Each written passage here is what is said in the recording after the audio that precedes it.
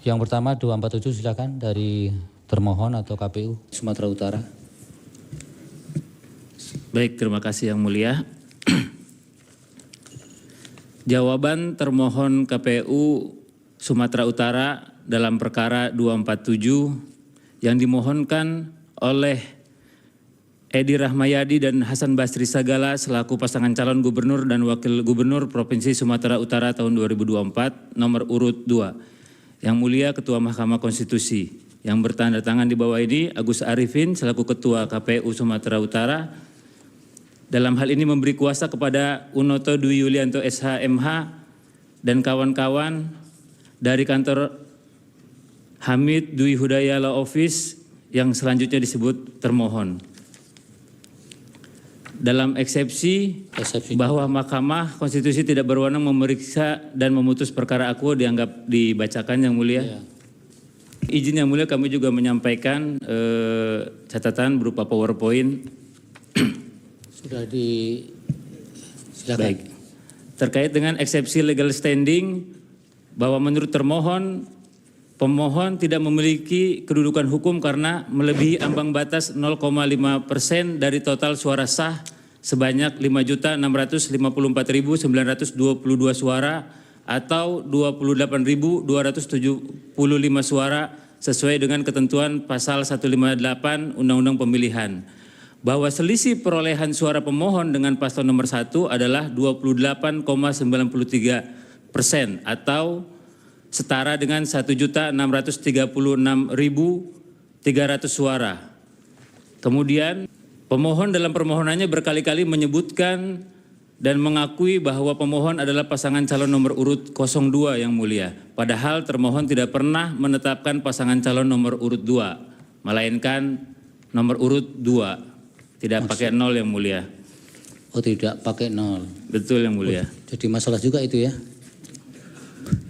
Bedanya apa Pak Do? Jelaskan dulu biar 02 dengan 2 apa bedanya? Bedanya sesuai dengan SK karena pemohon mengutip SK-nya Yang Mulia, SK penetapan pasangan calon. Jadi permohonannya kabur kalau begitu? Iya Yang Mulia. Oke, apa lagi? Terkait dengan permohonan kabur, kami juga mengajukan eksepsi bahwa pemohon dalam permohonannya obscure libel yang pertama terkait dengan permohonan bahwa dalam permohonannya terjadi banjir di 5 kabupaten kota. Ini tidak jelas karena tidak dirinci di TPS mana saja yang terdampak banjir Yang Mulia. Ya. Mungkin TPS-nya sudah pada hilang Pak, kan kena banjir. Iya. Gimana mau diidentifikasikan? Tapi berapa wilayah 5 tempat itu yang didalilkan pemohon? 5 kabupaten itu terdiri dari 3 kabupaten kota dan 3 kecamatan Yang Mulia. 3 Berdasarkan kabupaten kota. Data yang kami miliki yang terdampak banjir itu di 3 kabupaten dan ya, 3 kecamatan. Coba dijawab Pak bagian itu karena itu kan yang baik mendasar yang dipersoalkan oleh pemohon. Bagaimana dengan banjir itu? Ada 108 TPS yang dilakukan pemungutan suara susulan dan 8 TPS yang dilakukan pemungutan suara lanjutan Yang Mulia. 108 TPS pemungutan susulan ya. Iya. Pemungutan suara susulan ya. Pemungutan suara susulan. Terus ada 8 TPS yang dilakukan pemungutan suara lanjutan.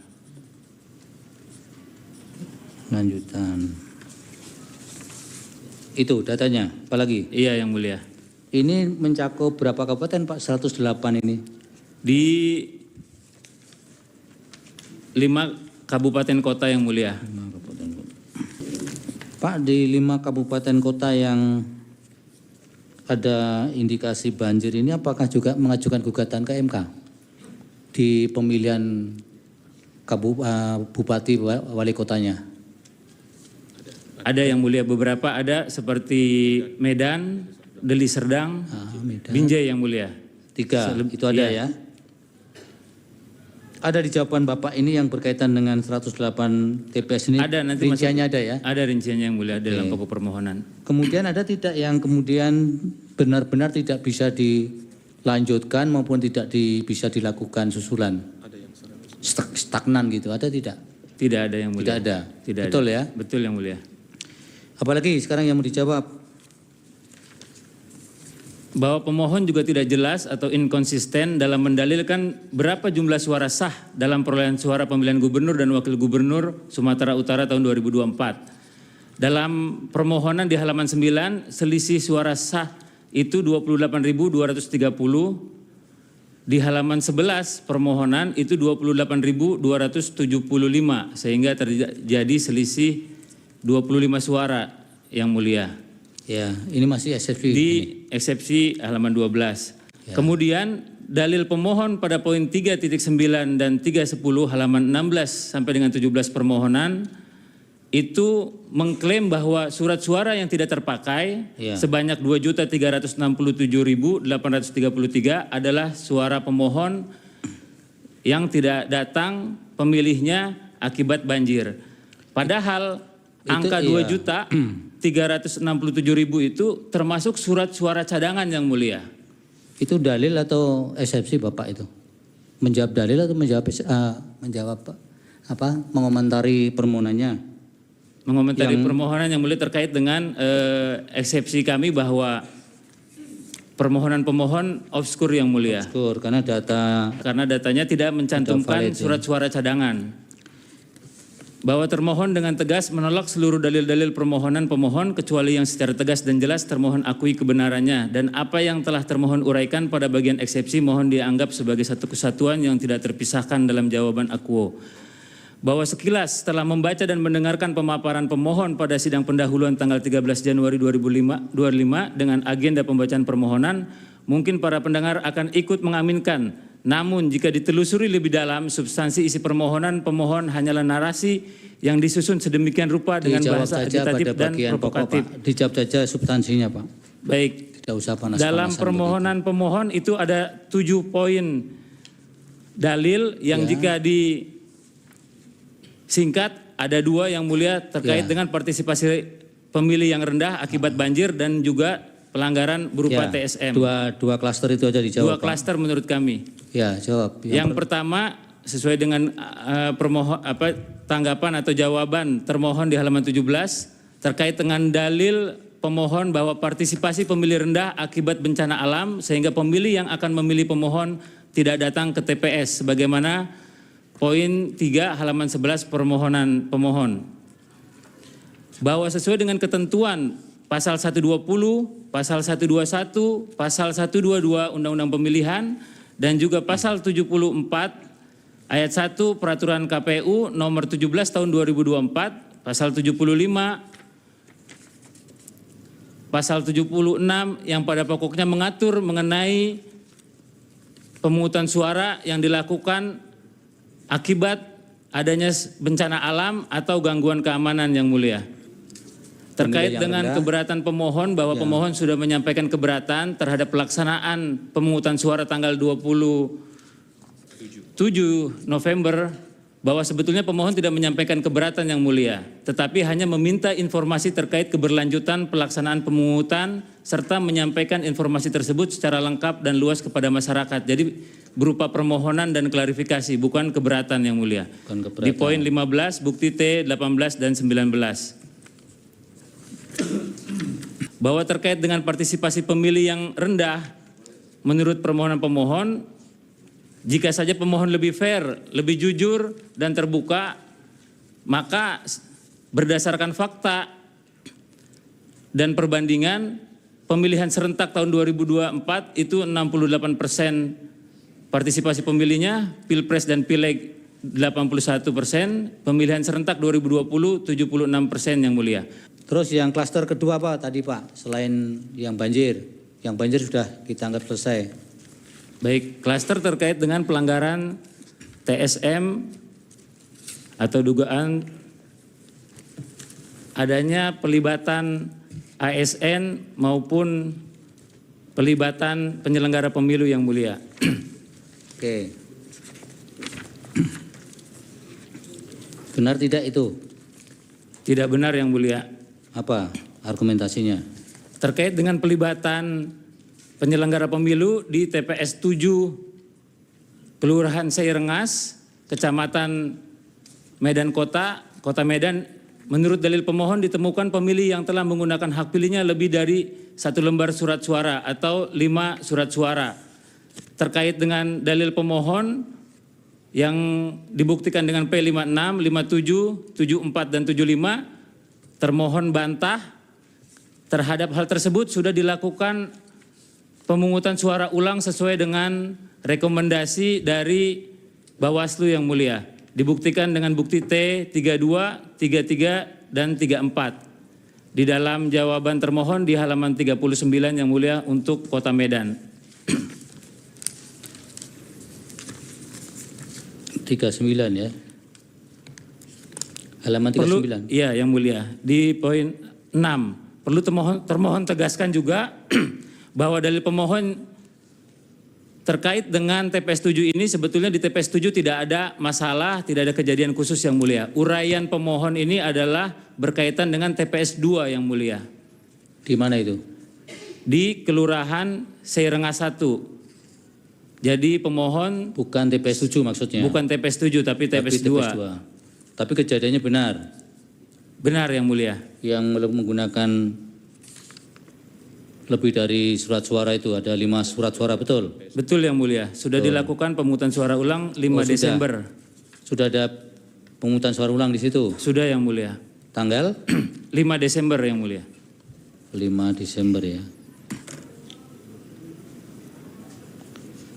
Apalagi yang mau ditanggapi, Pak? Di poin 8 di halaman 40 di Kota Medan juga menurut dalil pemohon di TPS 3 Kelurahan Darat, Kecamatan Medan Baru, Kota Medan, daftar hadir pemilih tidak diisi dan ditandatangani oleh setiap pemilih yang datang ke TPS. Sehingga patut diduga jumlah pemilih yang hadir pada tanggal 27 November bukanlah pemilih yang sebenarnya. Ini dalil pemohon dan menurut termohon setelah kami klarifikasi ke bawah, bahwa termohon telah menindaklanjuti rekomendasi dari Bawaslu Kota Medan dengan cara memanggil ke PPS dari TPS 3 untuk Kelurahan Darat Medan Baru. Dalam klarifikasi tersebut ditemukan fakta bahwa ternyata KPPS beserta seluruh penyelenggara yang ada di TPS lupa untuk meminta pemilih mengisi daftar hadir yang mulia. Baik, petitumnya sekarang atau masih ada satu lagi tadi yang mau disampaikan apa? Di Kabupaten Langkat menurut pemohon terdapat kelebihan surat suara di TPS 2 Desa Balai Kasih, Kecamatan Kuala, Kabupaten Langkat. Dan pelanggaran ini sudah dilaporkan di Bawaslu menurut pemohon. Ada rekomendasinya, Pak? Bahwa setelah dihitung berdasarkan C hasil yang mulia, ternyata bukan kelebihan, bahkan kekurangan 2 surat suara yang mulia. Jadi tidak benar dalil pemohon ada kelebihan surat suara. Oke. Karena yang diterima hanya 460 dari seharusnya 462 kertas suara. Pak, terkait dengan rekomendasi dari Bawaslu Kota Medan, bagaimana ini? Ini sudah diselesaikan, ini coba komisionernya jawab, Pak. Iya, baik, terima kasih Yang Mulia, saya jelaskan. Ini soal rekomendasi yang Kota Medan, Pak.